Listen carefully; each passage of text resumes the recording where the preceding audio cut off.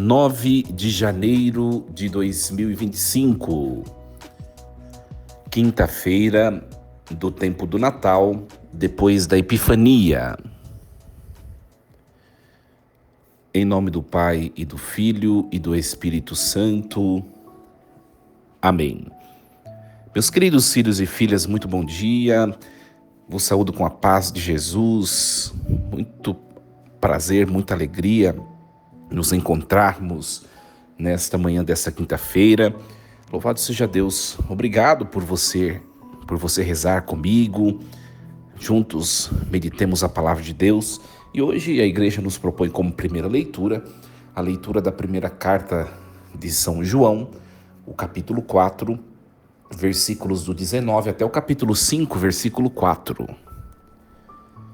Caríssimos, quanto a nós, amemos Deus porque Ele nos amou primeiro. Se alguém disser, amo a Deus, mas entretanto odeia o seu irmão, é um mentiroso. Pois quem não ama o seu irmão, a quem vê, não poderá amar a Deus, a quem não vê. E este é o mandamento que dele recebemos. Aquele que ama a Deus, ame também o seu irmão. Todo o que crê que Jesus é o Cristo, nasceu de Deus. E quem ama aquele que gerou alguém, amará também aquele que dele nasceu. Podemos saber que amamos os filhos de Deus quando amamos a Deus e guardamos os seus mandamentos. Pois isto é amar a Deus, observar os seus mandamentos. E os seus mandamentos não são pesados, pois todo o que nasceu de Deus vence o mundo. E esta é a vitória que venceu o mundo, a nossa fé. Palavra do Senhor. Graças a Deus. Queridos, continuamos com o texto da primeira carta de São João. Modéstia à parte, é um dos textos mais, vamos dizer assim, desafiadores de ser vivido na nossa vida prática, no nosso dia a dia. Aqui está a frase subliminar da primeira carta de São João, né? Se alguém disser, amo a Deus, mas entretanto odeia o seu irmão, é um mentiroso. Pois quem não ama o seu irmão, a quem vê, não poderá amar a Deus a quem não vê. Então essa frase é uma frase, talvez a frase central que sustenta todo esse discurso de João sobre o amor, né? Eu já falava ontem, como também anteontem, que o amor é o próprio Deus. Deus, ele é infinito, mas ele se derrama sobre nós para nos plenalizar, nos tornar plenos. Ora, meus queridos, se nós estamos em Deus, nós devemos traduzir o Deus que habita em nós no nosso testemunho, né? E o texto de São João diz que o testemunho daquele que possui a Deus e que ama a Deus é a fé no Filho de Deus e também o amor do próximo. Ontem eu dizia, nós temos muitos preceitos religiosos para cumprir, né? Ontem eu dizia, nós temos muitas lições morais para observar. Nós temos muitas leis de conduta, né? Para que nós as tenhamos como paradigmas na nossa vida e nas nossas escolhas. Mas a carta de São João, aliás, eu disse isso ontem e provocou um pouco de surpresa ou de admiração por alguns. A carta de São João está dizendo o quê? Né? A tradução do amor de Deus que se infunde em nós, como virtude teologal, é a fé em Cristo e o amor do próximo. Tudo o resto é consequência. Os dois eixos centrais para aqueles que de fato são detentores do amor de Deus é a fé em Jesus Cristo como seu Filho amado e também o amor do próximo. De tal modo que se eu não tenho fé em Jesus e eu tenho dificuldade em amar alguém, eu estou o quê? habita em mim, de certa maneira comprometida, o amor de Deus, né? Então, eu tenho que dizer que eu sou amante de Deus se autenticamente eu creio em Cristo e eu amo o próximo de maneira plena. Olha só, minha gente, o que a gente chega à conclusão disso? Que não é fácil estar em Deus. A gente chega a essa conclusão, né? Porque às vezes você fala de Deus e às vezes gente que nem vem na igreja, né? As pessoas, quando não querem muito compromisso com Deus, elas dizem, eu rezo em casa, Deus está comigo. Minha gente, Deus é um ser puro, perfeito, né? E nós trazemos em nós tanta pequenez, começando por mim, que sou padre, estou falando para vocês. Nós trazemos em nós, todos nós trazemos fragilidades, e as nossas fragilidades, de todos os gêneros, elas acabam por comprometer esses dois eixos, que são eixos testemunhos daqueles que são possuidores de Deus, né?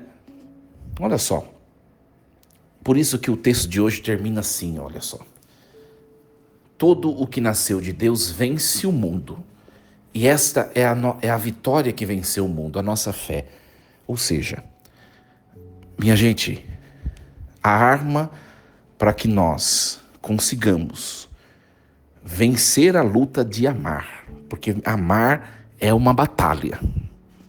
Quando a gente pensa que a gente está amando, surgem desafios. Quando a gente pensa que a gente ama, surgem as provocações da vida, as pessoas. Quando a gente pensa que a gente está no amor de Deus, acontece alguma coisa que a gente não consegue perdoar. Quando a gente pensa que a gente está na vontade de Deus e no amor de Deus, enfim, coisas, situações puxam o nosso tapete, nos dá rasteira. E o segredo para conseguir amar é rezar, é a fé, né? Eu sempre preguei isso, né? Todo mundo aqui da minha paróquia já cansou de escutar. Eu rezo missa de segunda a sábado, todos os dias, só quando tem algum compromisso ou outro fora que não dá tempo, enfim. Mas de maneira ordinária, de segunda a sábado, eu rezo missa todos os dias. E depois de domingo, as montaréu de missa dominical, né? Não precisa nem dizer. Não é porque eu sou melhor que outros padres que não rezam. É porque a explicação está nessa parte última, né? A nossa vitória, a vitória que venceu o mundo é a fé. Aqui está a explicação. Eu percebo em mim que tem tanta coisa que me tira do amor de Deus, que o mínimo que eu faço é a fé, é rezar, Eucaristia, as devoções. Não é porque eu sou melhor que os outros. E eu prego isso a vocês porque para que vocês também façam experiência. Se a gente está na igreja todo dia, eu tenho falado muito esses dias sobre isso. A gente está na igreja todo dia lá rezando, comunhão eucarística diária, né? Vida devocional, terço, santo terço diário. E já é difícil viver o amor de Deus, tanto na prática da vida religiosa, a fé, quanto na prática do amor do próximo, né? Ser sustento do outro, suportar outro, ter paciência com o outro. Se já é difícil rezando, imagine sem rezar, minha gente. Imagine sem rezar. Por isso que eu digo a vocês, a fé é o que nos alcança o amor supremo. São virtudes teologais que uma está em suporte ou em auxílio para que nós conquistemos a outra. A própria primeira carta de São Paulo aos Coríntios vai falar que a fé e a esperança são virtudes teologais importantíssimas, mas elas estão a serviço da caridade suprema, porque a caridade é que nunca passará, né? É o amor, né? Então, por que eu rezo? Por que eu tenho fé? Por que eu estou na igreja? Para conseguir amar. E para que esse amor que é combustível esteja em mim no momento da minha partida. É o único critério para ir para o céu. É o amor. Olha que bonito o texto de hoje. E o amor passa pelo outro, minha gente. No fundo, o texto de hoje, a gente pode resumir da seguinte maneira. Ninguém vai para o céu sozinho. Ou ninguém consegue permanecer em Deus sozinho. A gente precisa do próximo. O caminho que Deus nos deu para chegar até Ele é o caminho do amor do outro. E amar o outro muitas vezes é carregar o outro, muitas vezes é suportar o outro, muitas vezes é ter paciência com o outro, muitas vezes é ter respeito pelo outro. Você até não concorda, você até discorda, você até não entende algumas coisas no outro, mas você reza por ele, você o sustenta com sua vida espiritual. Esse é o caminho do amor do próximo. O que a gente faz às vezes, minha gente? Quando não nos agrada, quando alguém não nos agrada, ou a gente detona com a pessoa, destrói a pessoa, seja por palavras ou de outras formas, ou a gente se esquiva, a gente se afasta. E isso não é testemunho de amor, né? Eu não vejo a Deus. Como que eu vou dizer que eu o amo se eu não consigo conviver com aquele que eu vejo? Né? Se eu não consigo, no fundo, o texto está falando assim: se você não consegue amar uma pessoa, um semelhante a você, né? Uma pessoa que convive com você, como você vai amar alguém que é muito maior do que essa pessoa? Que o amor é muito mais exigente do que o amor dessa pessoa. Eu vou fazer um desafio para você. Pense na pessoa que você tem mais dificuldade de manifestar amor. Pense. Pensou, né? Olha só. Amar a Deus é muito mais desafiador do que amar essa pessoa. Então, se você não enfrentar o amor dessa pessoa, você não vai conquistar o amor de Deus. Na perfeição, na sublimidade, nas alturas do ato de amar, né? Porque tem muita gente que diz amar aí, mas um amor baixo, um amor que é de paixão, né? Eu falei sobre isso ontem, né? Um amor de retributivo, um amor pequeno, né? Então, no fundo, minha gente, hoje é um convite, né? A fé é a arma para a nossa vitória no ato de amar. Então vamos rezar, né? Vamos rezar. O jeito que a gente tem a fazer é simplesmente rezar. Vamos rezar e pedir para Deus: Senhor, me ajude. E olha, minha gente, começando por mim, vou dizer uma coisa a vocês. Tem alguns relacionamentos que às vezes dá vontade de sumir, de cair fora. É muito mais simples. Seria muito mais fácil. Só que a palavra de Deus hoje é forte para nós. Se a gente faz isso, a gente não consegue amar a Deus, que é muito mais desafiador. E eu vou dizer a vocês, como eu estou dizendo a mim, força e coragem, enfrente. Na oração as coisas elas chegam à transformação. Na oração a gente consegue a transformação nossa e a transformação do outro. A oração, a fé, ela nos alcança a vitória, diz São João hoje, porque ela é capaz de transformar corações, de transportar-nos de um monte a outro. Não é isso que está nos evangelhos? É rezar. Hoje as pessoas, né, elas são impacientes.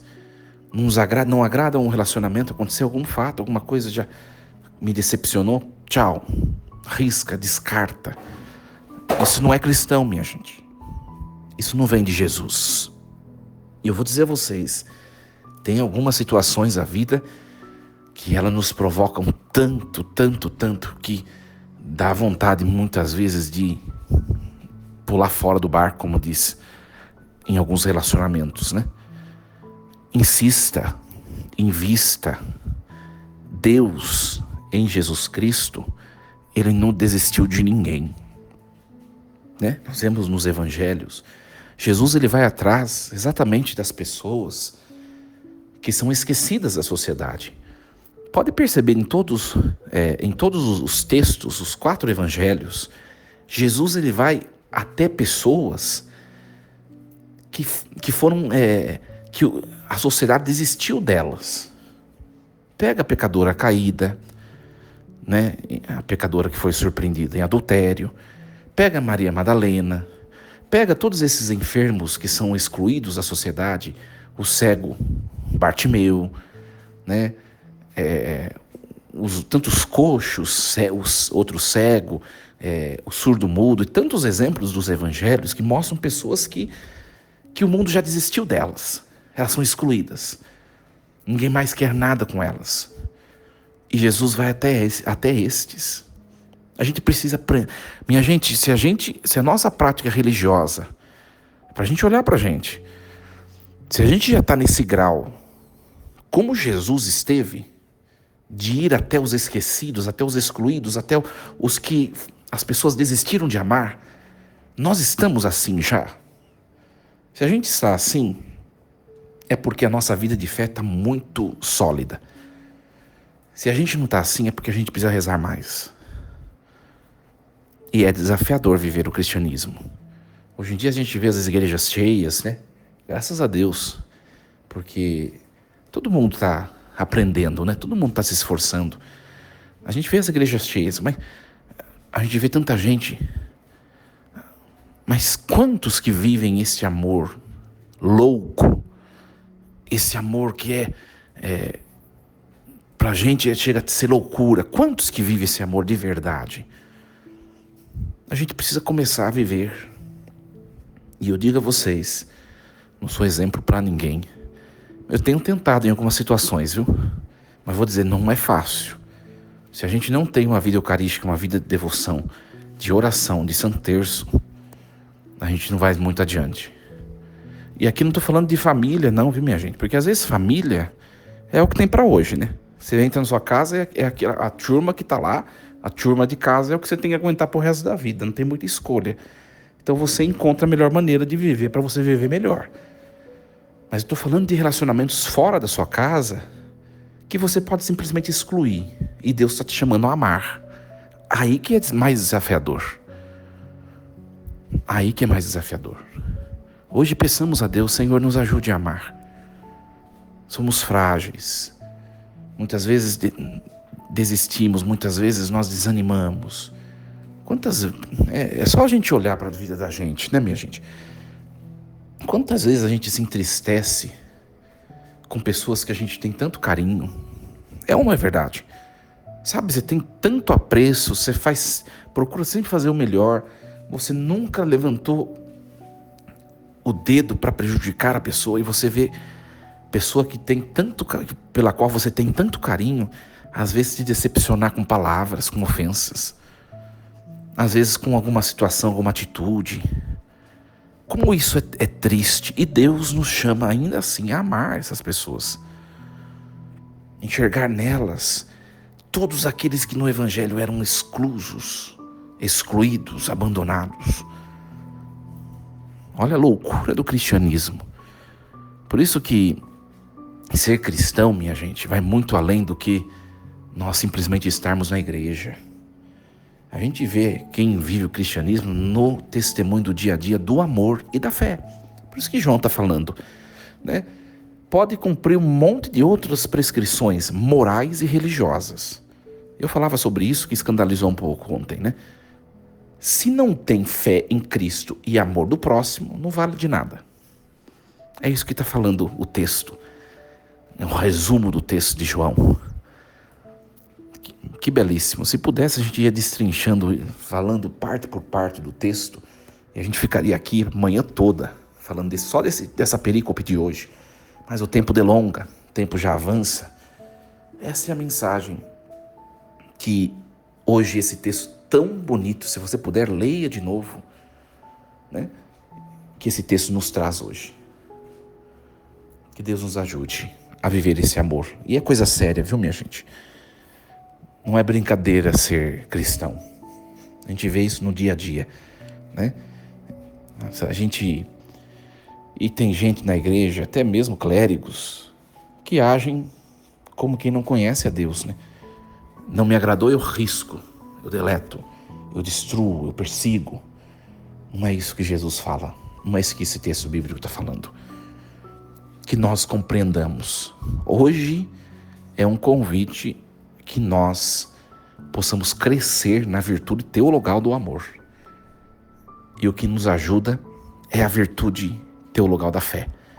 Peçamos a fé e rezemos bastante. Deus vai nos ajudando, com certeza. Um dia abençoado a vocês, uma quinta-feira cheia de Deus com muito, muito, muito, muito amor. Força e coragem. Em nome do Pai e do Filho e do Espírito Santo. Amém. E lembremos-nos sempre, Deus está no comando de tudo.